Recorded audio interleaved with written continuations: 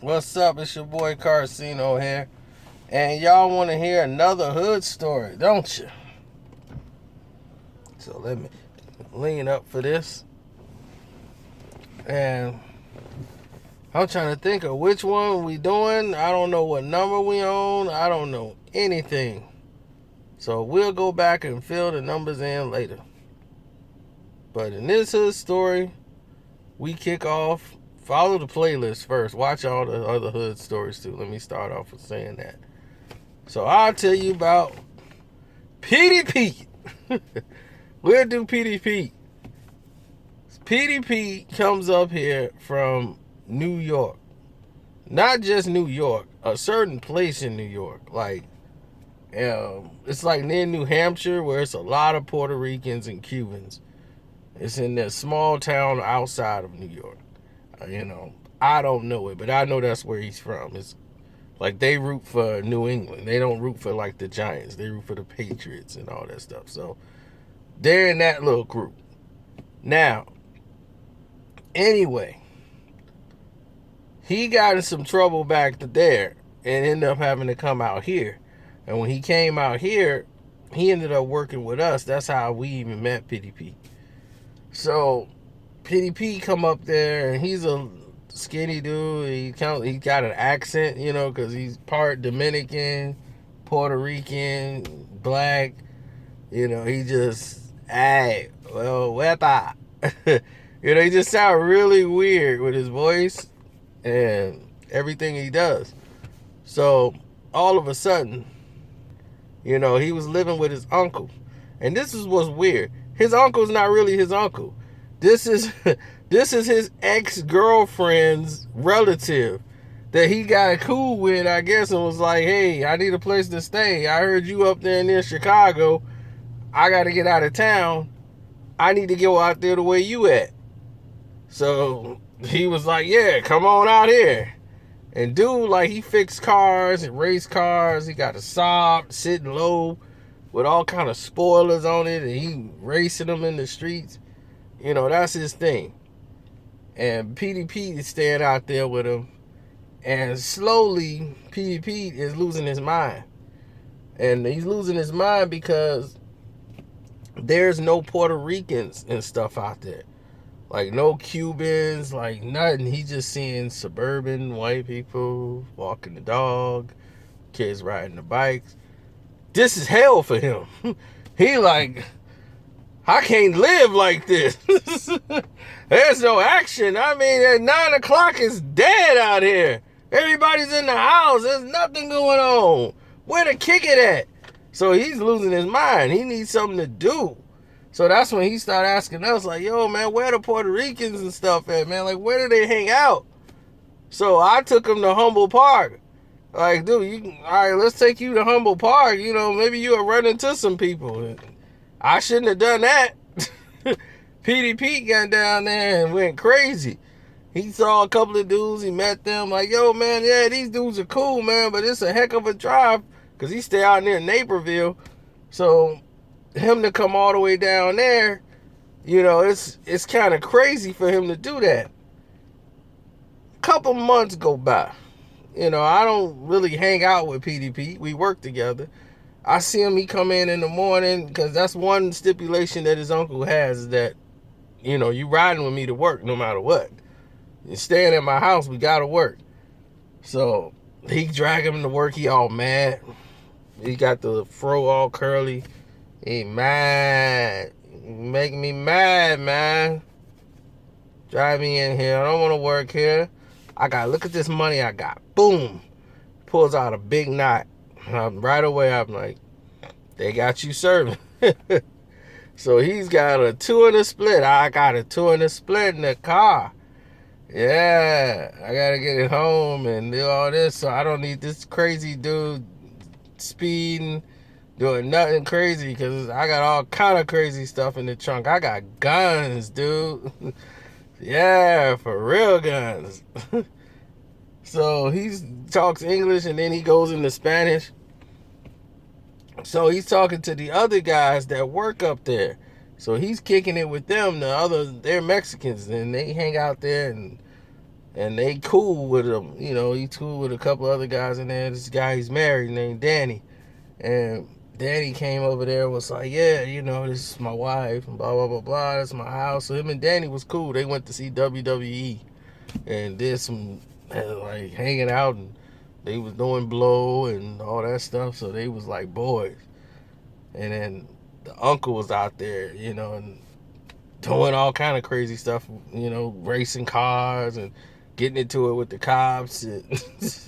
They had a wild life over there, but in that community, they had a very good house because the dude is a good engineer. So they finna kick him out. They were like, look, the housing authority is finna kick you out of the neighborhood. And dude was like, man, we need to move to Humboldt Park, man. We don't need to be out here. I'm like, that is the wrong idea.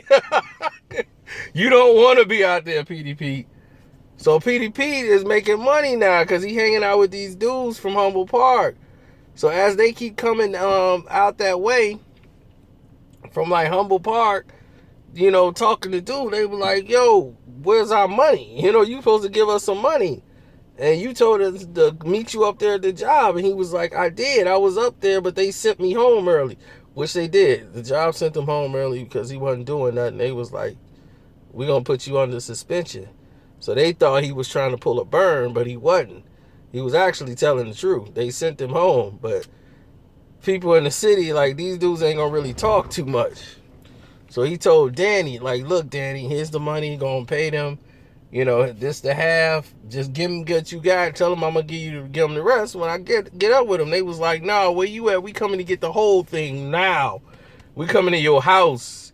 So he's like, bet, I'm at home. So they came up there and they, you know, got a little physical with him. And his next door neighbor, this old Alabama black man. And he sit over there, he dressed like a fisherman. He wear these shorts. He be sitting there reading his paper, don't bother nobody. Now he like PDP. PDP remind him of some kid, I guess he felt he needed to protect. Because they was up there sweating him real hard. And the old man was reading that paper. But y'all leave PDP alone now. I told y'all to go. You come around here, you don't even live out here. PDP, he all right. Leave him alone. So the old, they was like, man, look, sit down, old man. This ain't got nothing to do with you. Old man got up. That old black Alabama man got on that fisherman outfit on. Now, I done told y'all to leave old PDP alone. Peter ain't did nothing to nobody. Pete's man in his own business. And y'all over here trying to bother him. That didn't pay you your money? Yeah, then get the hell on. Leave Pete alone. So they was like, man, go slap that old man. So they went and slapped the old man. Oh, hell. Oh, damn. Oh, damn. You don't touch me. I'm a grown man. So he's sitting over there, he getting ready to fight. Oh, he finna defend PDP. PDP was trying to talk to him like, no, man, don't do that. They was like, oh, he's squaring up. Come on, old man. The old man threw feints and was catching them through the slowest punches in the history of mankind. They were coming 2 miles an hour and was cracking that Mexican right in the face every time. Man, then he tried to tackle the old man because he was getting tagged. Old man was tearing him up. Come on, Pete. So, man, he was tagging that Mexican all in his nose, man. That Mexican was messed up. That fight was happening. And the rest of his guys is laughing at him. So anyway, we come to find out through the uncle because PDP didn't come to work for 2 days after the suspension. Hold on. Now PDP didn't come home for like 2 days, so his uncle was pissed because he's missing work, and he's like, "They're gonna fire him. They're gonna fire him, man, and then I'm kicking him out. He's gotta go. He's already messed up back home." And I'm like, what happened back home? Like he got people trying to kill him back home. He's like, yeah, his mama gonna kill him. He cost his mama like $68,000. I'm like, $68,000? Yeah, they had the lottery and he filled out the number wrong. she would have had $68,000. She'd have had 5 numbers out of the 6 right. She would have got $68,000, but she put down a 7 and he played a 1. He's a stupid ass. I was like, oh, well. She's like, did she kick him out or she was going to kill him? She's going to stab him with a knife. And he had to leave. He packed his stuff and leave. He come here. He said, I got to leave. I was like, he never told us why he had to leave. So, anyway, he come back talking about what's going on and everything. And him and Danny cool. That Danny we work with. And next thing you know, we at Petey house. And Danny over there and stuff. And then Danny was like, yeah, man, I'm finna go over here and pick this stuff up. He was like, my wife is, she finna stay here and, finish the cooking and all the stuff. Because they finna have a barbecue or something. And he was like, yeah, my wife is gonna do the onions and all this stuff. But they talking mostly in Spanish. So, anyway, Danny finna leave out because he finna go pick up some stuff that he gotta do and come back. So, as soon as they leave, the wife is cooking. I'm downstairs. We watching some thing on TV. Me and a couple other dudes. And then I was like, let me go get Petey Pete because A want to talk to him. Because he's like, yo, let me talk to Pete right quick. And I was like, all right. So I go upstairs. Pete is nailing Danny's wife.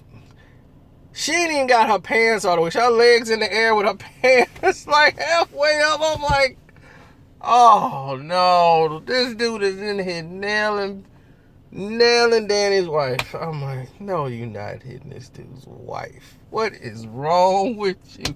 He's like, is he back? I'm like, no, man, you gotta call. Oh, tell him I call him back. Oh my, no. He was like, man, you weren't supposed to see that, man. Yeah, man, since the first day I met her, man, she was wanting to get up, man. So, yeah, I've been hitting that for a while. I'm like, dude, Danny's your boy, man. F that dude. He's like, man, he's a lame. He's like, she wouldn't roll with me, man. I'm finna pick her up tonight. She finna sneak out. She finna tell me she going to her friend's house. And she going out with her friend, but I'm gonna pick her up. And then we finna cruise. So Danny knew none of this was going on. All of a sudden, the dudes he paid off, he had got some more stuff for him. He messed up he had another 2 and a split. And 2 and a split is a 2.5.